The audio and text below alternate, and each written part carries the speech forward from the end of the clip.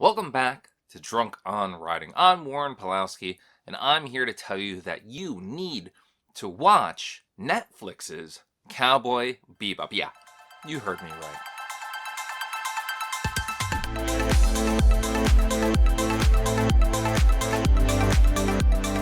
Now, okay, you may be wondering why I'd recommend a mixed-reviewed one-season adaptation of a renowned anime canceled only 3 weeks after its debut, when the anime itself, the original source material, is right there for the viewing. Well, let me tell you, it's because I think this adaptation is better than the original. Are you still there? Don't get me wrong, the original anime is great.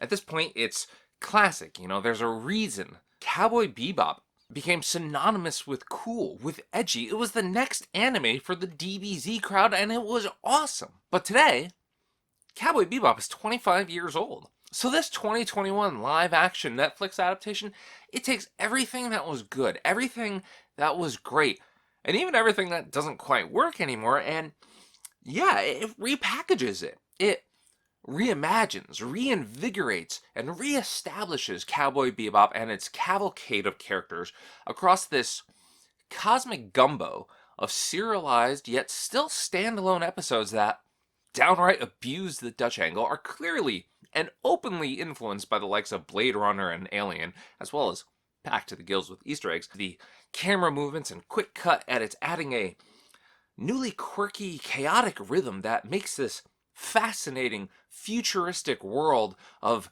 data dogs, saxophones, and stir-fry not only jump off the screen, but unexpectedly coalesce into this poignant tale of love lost, love perturbed, and love neglected. A story of believing in each other, never giving up on each other, and, well, killing anyone standing in the way of you and your family. This show should have made the one and only White Castle loving John Cho a legend. I go by Spike Spiegel these days.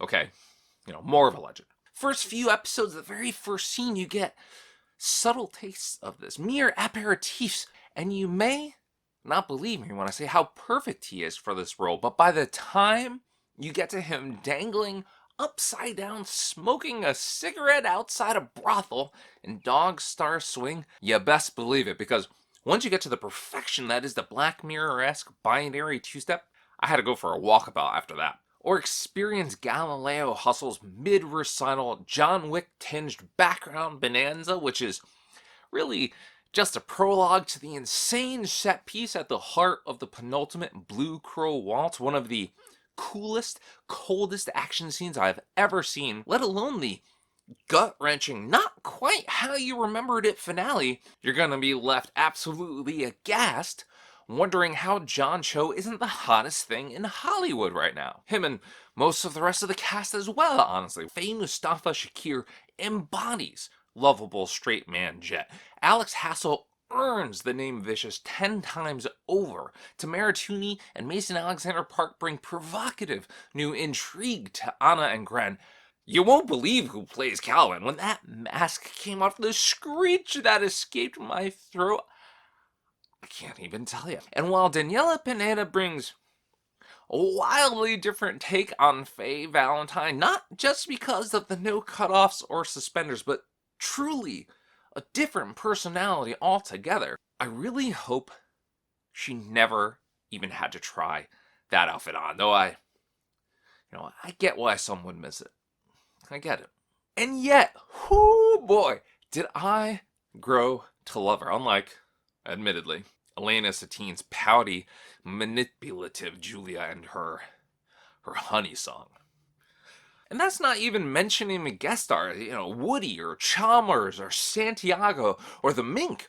Excuse me, the Iron Mink. But I mean, you get it. This is a heck of a cast and a heck of a team putting in their work to deliver an unforgettable romp through the solar system. And while you may be aghast about John Cho, I think if you give this series a shot, by the time its soundtrack wriggles into your brain and you contemplate buying that limited edition Corey Furred vinyl release, but settle instead on a pair of more practical yet still dope ass headphones, you'll be even more aghast wondering how this show could possibly have failed as hard and as fast as it did. Still, I got these 10 episodes.